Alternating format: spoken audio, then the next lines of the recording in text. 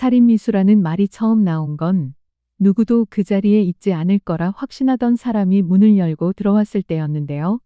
은호는 경찰서 복도에 앉아 있었습니다. 형광등 불빛이 이상하게도 더 차갑게 느껴지는 밤이었는데요. 눈앞이 계속 흐려지더라고요. 간이식 이야기가 처음 나왔던 날부터 지금까지 너무 많은 일이 한꺼번에 밀려왔던 겁니다. 성희가 체포됐다는 말은 생각보다 허망하게 들렸습니다. 살인미수 혐의로 긴급 체포합니다. 형사가 그렇게 말했을 때 은호는 귀를 의심했는데요. 자기 엄마라는 사람에게서 그럼 넌 살인자야 라는 말을 들었을 때도 현실 같지 않았는데 이제는 그 엄마가 진짜 살인미수 피의자가 되어버린 겁니다. 경찰 조사실 안쪽에서는 성희가 변호사와 함께 앉아 있었고 바깥 복도에는 진석과 성재, 영나가 굳은 얼굴로 서 있었습니다. 지역도 회사 미팅을 급히 끊고 달려온 상태였는데요. 지역은 벽에 기대서서 문 너머에서 반쯤 들려오는 소리들의 신경을 곤두세우고 있었습니다. 이 모든 일의 시작은 사실 간이식이 아니었습니다. 옥례와 다정의 교통사고 소식이 전해졌을 때 상철은 거의 주저앉다시피 했는데요. 대리운전을 마치고 집에 돌아오던 길에 어머니랑 다정씨가 사고 났어요. 라는 전화를 받았을 때 손에서 휴대전화가 떨어졌습니다. 상철의 떨리는 목소리를 들은 지역은 그날 바로 병원으로 달려왔었더라고요. 응급실 앞에서 피투성이가 된 옥례와 다정을 보는 순간 지역 머릿속에서 제일 먼저 떠오른 얼굴은 이상하게도 은호였습니다. 몇 시간 전까지 카페에서 요즘 이상하게 자꾸 불길한 생각이 들어요. 라고 웃으며 말하던 은호의 얼굴이요. 사고는 단순한 교통사고로 보였습니다. 택시가 신호를 막 바뀐 지점에서 다른 차량과 충돌했고 그 충격으로 인도로 튕겨나가면서 일이 커졌다는 설명이었는데요. 처음엔 모두들 운전기사의 과실 정도로 생각했습니다. 그런데 시간이 지나면서 이상한 점들이 하나씩 튀어나오기 시작했습니다. 가장 먼저 이상함을 느낀 사람은 지환이었습니다. 지환은 원래 축구 보는 것 말고는 세상 일에 그다지 관심이 없는 편이었는데요. 사고 현장 블랙박스를 확인하겠다고 나선 것도 그래도 가족이 다친 사고인데 한 번은 봐야 하지 않겠냐는 때문이었습니다. 형, 이거 좀 이상하지 않아? 지환이 지역에게 노트북 화면을 들이밀었는데요. 블랙박스 영상 속에는 분명히 택시가 신호에 맞춰 출발하고 있었습니다. 그런데 맞은편에서 속도를 줄이지 않고 돌진하던 차량이 브레이크를 밟는 흔적 없이 그대로 들이받는 장면이 보였습니다. 영상 속 번호판이 흐릿하게 잡히긴 했지만 지역은 그때는 그냥 위험한 사람도 다 있네 정도로 넘겼었습니다. 진짜 이상한 건 그 다음이었는데요. 사고가 난 지 이틀 뒤 강호가 집에 들어오면서 어색한 얼굴로 현관 앞을 서성이고 있었습니다. 신발을 벗지도 못한 채 엄마 순이 눈치를 보는데요. 평소 같았으면 또 어디서 딴짓했냐 며 잔소리부터 쏟아냈을 순이었지만 그날은 이상하게도 말이 없었습니다. 강호는 그걸 더 불안하게 느꼈습니다. 엄마, 나 말할 게 있는데. 순이는 설거지하던 손을 멈추고 천천히 뒤를 돌아봤습니다. 그 눈빛이 생각보다 단단해서 강호는 한 번 더 숨을 삼켰습니다. 나 그날 이모님 사고 난 날 나 사실 그 집에 다녀왔었어. 그 집. 진석과 성희가 사는 그 집이요. 순이는 손에 쥐고 있던 그릇을 거의 떨어뜨릴 뻔했습니다. 거길 왜 가? 알바 같은 거였는데 그냥 심부름 좀 해달라고 해서 차 번호 좀 확인해서 사진 찍어 보내달라고 했거든. 강호는 말을 더듬으며 설명했습니다. 며칠 전 성희 쪽 비서라는 사람에게 연락을 받았다고 했습니다. 시급 괜찮고 어렵지 않은 일이니까 그냥 시키는 대로만 하면 된다고요. 근데 이상한 게 그 번호가 사고 난 차 번호랑 비슷한 것 같단 말이야. 아예 똑같진 않아도 앞자리랑 차종이 딱 그거야. 그 순간 순이 얼굴에서 혈색이 완전히 사라졌습니다. 이 사실은 곧장 은호에게도 전해졌습니다. 은호는 처음엔 믿고 싶지 않았습니다. 성희가 자기에게 한 행동, 간이식 이야기를 꺼내면서도 우진이 살려야 한다는 말만 반복하던 그 집요함을 생각하면 충분히 극단적인 일을 저지를 수 있는 사람이긴 했지만 그래도 설마 지역 오빠네 가족을 건드릴 이유가 없잖아요. 그분이 하지만 강호가 보여준 메신저 내역과 계좌 이체 기록은 그냥 넘길 수 있는 게 아니었습니다. 심부름 값이라는 이름으로 꽤 큰 돈이 입금되어 있었고 그 직후에 사고가 났다는 시간표가 묘하게 맞아떨어졌습니다.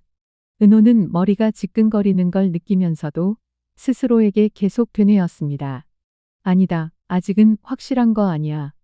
나까지 의심하면 이건 진짜 돌이킬 수 없어.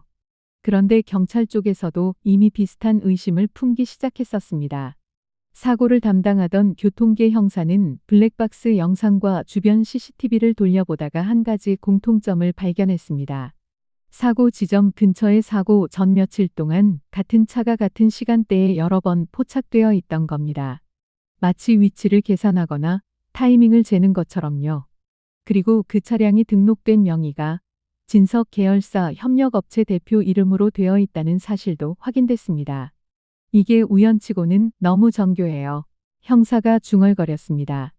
그 즈음 한 통의 제보 메일이 경찰청 민원 창구로 들어왔습니다. 발신인은 익명이었지만 내용은 구체적이었는데요. 성희가 어떤 남자에게 거액을 건네며 차 사고 이야기를 했다는 문장이 포함되어 있었습니다. 경찰은 그 메일을 근거로 계좌 추적에 들어갔고 실제로 협력업체 대표 계좌로 흘러들어간 수상한 돈을 찾아냈습니다. 그리고 결국 그 대표가 조사실에서 무너졌습니다. 제가 잘못했습니다.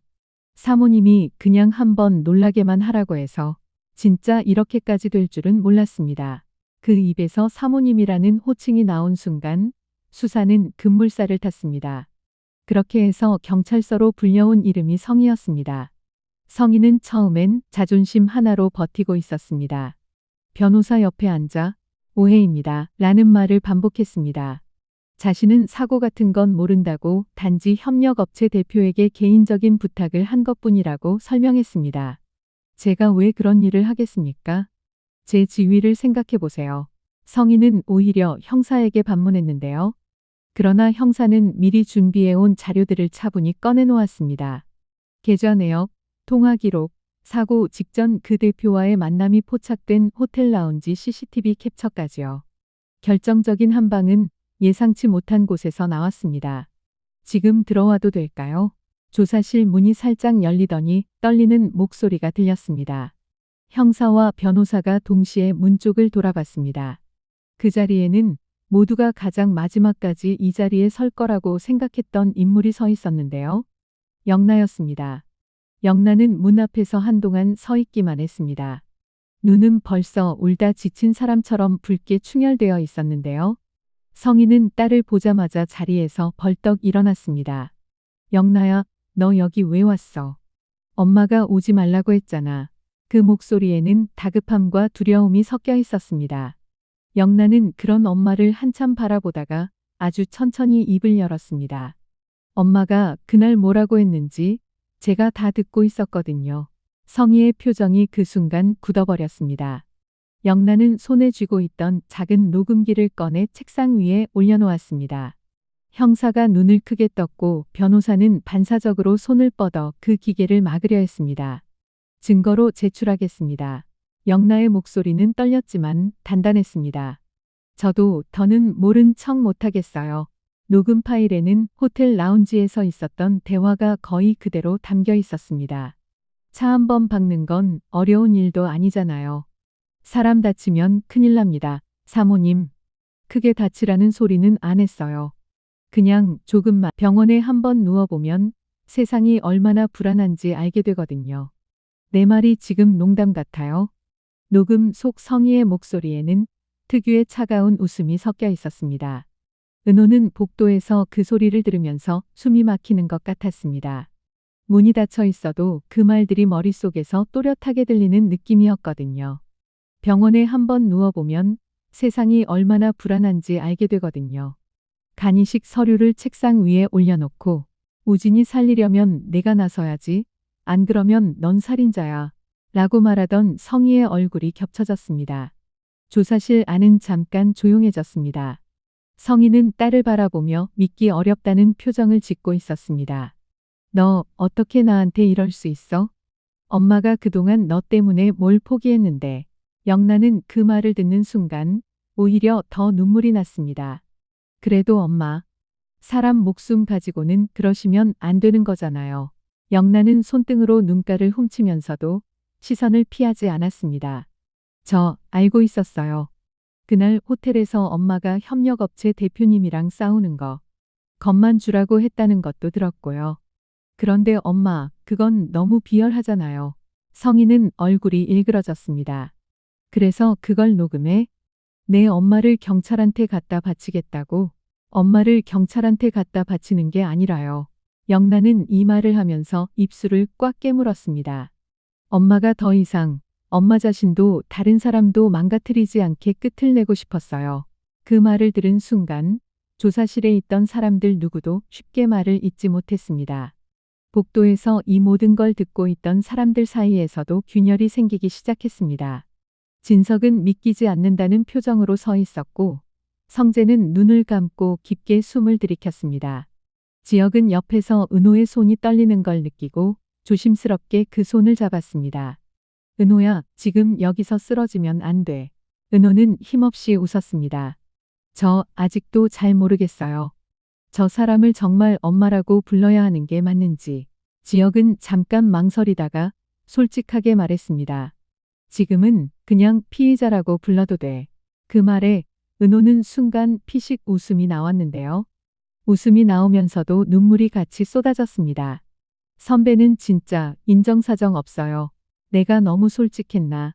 둘 사이에 오가는 이 대화는 어쩌면 이 순간에 유일하게 사람을 살게 하는 농담 같았습니다. 조사실 안에서의 진술은 계속 이어졌습니다. 형사는 성희에게 다시 질문했습니다. 지금 들으신 녹취 내용 본인 맞으십니까? 성희는 당황한 기색을 숨기려 했지만 손끝이 미세하게 떨리고 있었습니다. 맥락을 잘라놓고 들으면 뭐 그렇게 들릴 수도 있겠네요. 하지만 제가 진짜로 사람을 다치게 할 의도로 그런 말을 한 건 아닙니다. 변호사도 곧바로 거들었습니다. 단순한 감정적 표현에 불과합니다. 실제로 피의자가 직접 지시했거나 구체적인 범행 계획이 오간 정황은 없습니다. 그때 형사가 또 다른 서류를 꺼냈습니다. 그 부분에 관해서는 추가 진술이 있습니다. 은호와 강호의 진술서였습니다. 강호가 했던 알바, 차 번호를 찍어 보냈던 메신저 내역, 그 이후로 강호 계좌에 입금된 돈. 거기에 그냥 심부름이라고 하기엔 너무 정교한 시간표가 붙어 있었습니다. 형사는 차분하게 설명했습니다. 피의자께서 직접 지시를 내리신 건 아니더라도 피의자가 만들어 놓은 환경과 금전적 거래 관계가 제3자에게 범행을 결심하게 할 정도의 압박이나 유인을 제공했다면 그 역시 책임이 작지 않습니다. 성희는 처음으로 말문이 막힌 얼굴을 했습니다. 이날 밤 정식 구속 여부는 아직 결정되지 않았습니다. 하지만 살인미수 혐의 입건이라는 사실 하나만으로도 세상은 이미 발칵 뒤집혀 있었습니다.